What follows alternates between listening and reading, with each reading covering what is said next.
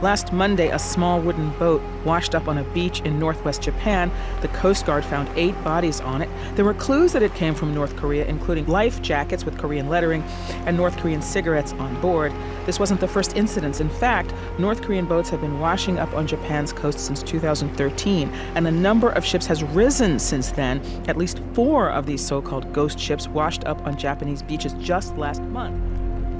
These mysterious deaths were reported internationally.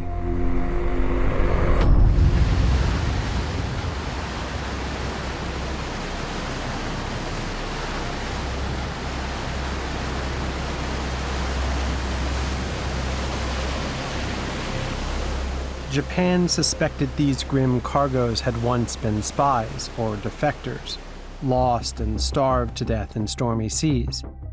In addition to the mystery of these dead men, another curious fact also intrigued me. In Korean waters, squid numbers had plummeted by over 70%. The total amount of squid caught in Gangwon-do province, a regional specialty from the nation's East Sea, has fallen by more than half in a decade. The Gangwon-do provincial government estimates local fishermen could face financial losses of more than $80 million. For the first time, and with the help of revolutionary new satellite tracking technology, we were able to investigate what linked the dead men and the disappearing squid. Two-thirds of the planet is covered by water. It's our planet's wildest frontier, breathtaking as much as it is vital to all life. A place of discovery and endless reinvention, a metaphor for freedom, as well as a profoundly dystopian realm, where the darkest of all humanities play out. Over 50 million people work at sea, and human rights and environmental abuses often occur with impunity. Six of you. 6 people we are sleeping in here. So hot. I've never ever seen this bad. My name is Ian Urbina. As a journalist, I've spent the past decade reporting from this lawless frontier. I run an investigative journalism organization called the Outlaw Ocean Project that reports about crimes happening in this space.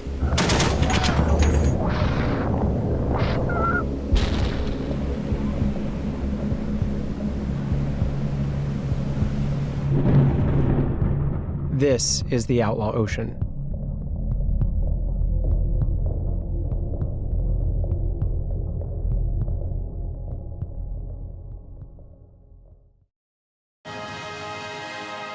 주체 폐고 2016년 1월 6일 10시 주체 조선의 첫 수소탄 시험이 성공적으로 진행되었다.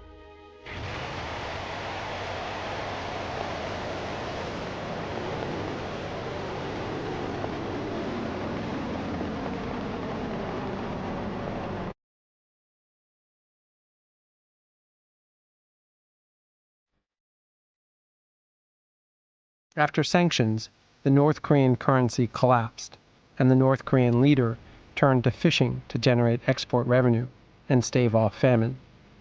Soldiers were forced to become fishermen overnight to bolster the effort.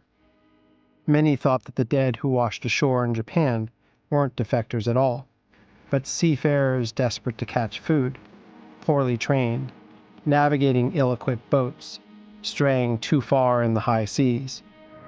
Fuel had run short, engines had stalled, a storm had finished them off. All North Korean stories are hard to investigate. Gaining access is difficult.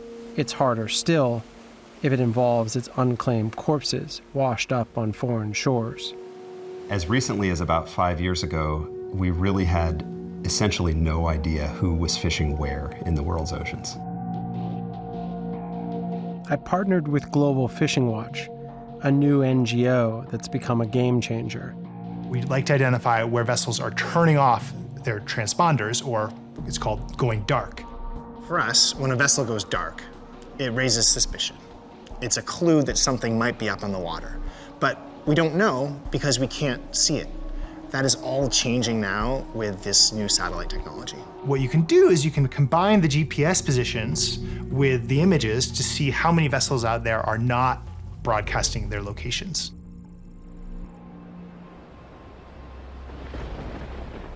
In order to catch squid, you can't stay dark for long. Squid vessels have really bright light in order to attract the squid to the surface. If they haven't got those lights on, they're not squid fishing, but when they do, they clearly are. So it's a double indicator. We can, one, detect them, and two, if they've got them on, we know that they're fishing. And we were able to teach the computer through machine learning to recognize the different fishing patterns that we needed to see.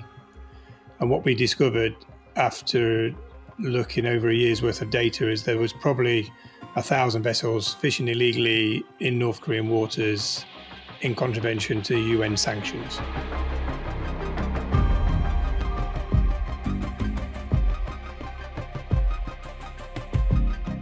Chinese vessels fishing in North Korean waters, that is clearly in breach of UN sanctions. And news reports captured the deadly consequences.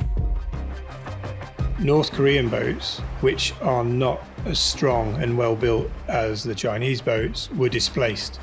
They were pushed further out to sea, and we now know that these ghost boats probably originated from this displaced fishery in North Korea.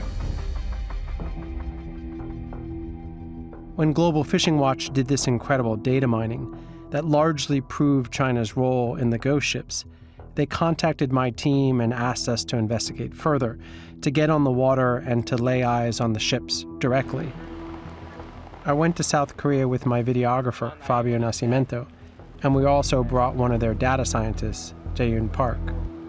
We bought our way onto a South Korean squid ship that agreed to take us out to the key location at sea where we believed we had the best chance of witnessing Chinese vessels moving into North Korean waters.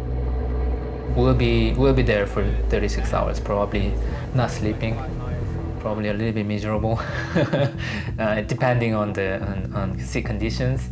Yeah, we can get as many Chinese vessels as possible and say hello.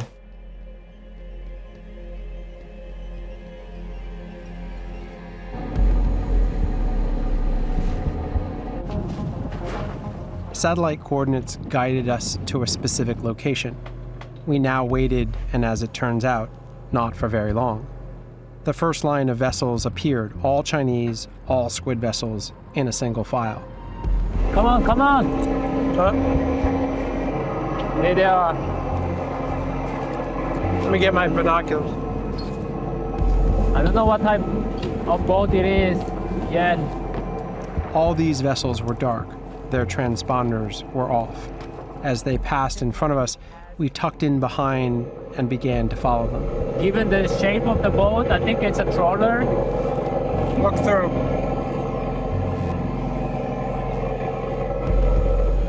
But they are really dark vessels. They don't appear on the monitoring. Only radar we can see some metal object moving. Okay, all right. And there are three? This guy behind? There are four. There are four. Are these trawlers? Look like very much trawler. Wow, I've never seen this. You can see really the structure of the vessel. It's wild. It's really wild. We were able to gather valuable evidence that they were all Chinese and that they were all squid vessels. We put up a drone to get a closer look and document further identifying details. 드론이라고 있잖아요. 그것도 올려가지고 그거로도 할 거예요. We then radioed to the Chinese and tried to make contact with them. They didn't reply. Well, not verbally anyway. But their message became clear. They're annoyed. Yeah. We see another boat very close. Looks very modern. We're getting very close. In fact, we're on a collision course. Flying boat. We peeled off at the last minute to avoid a collision. That happened. Okay. The Chinese swatted at us. Right. The aggression leveled at us was illustrative of the muscular way that these fleets operate on the high seas. The next morning, we encountered a second cluster of Chinese vessels. We gathered more evidence of the size of the fleet, the direction of travel, and whether they were flying Chinese flags. We were so close, I could even see their numbers. but it's got Chinese characters in front. This guy's coming right at us. Should we be worried about that? We got 2 more over here. So what's our total tally then?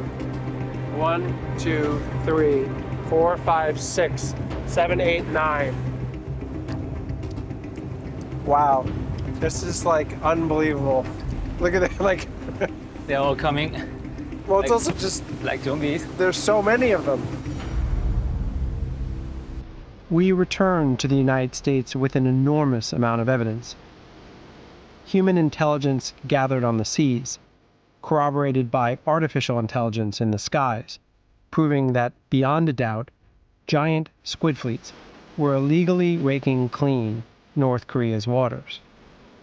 Of why so many North Korean bodies were washing up on Japanese shores, and why the squid stock in the area was disappearing. Today, China is the ocean's uncontested superpower. It commands the largest fleet in the world, and according to the UN, hauls in 15.2 million tons of marine life a year, which accounts for 20% of the global seafood catch. I've since reported on similar fleets operating off South American waters, around the Galapagos and Falkland Islands, and off the coast of Patagonia, in waters so densely packed by Chinese squid vessels that from the sky at night, these trawlers appear like a city of lights.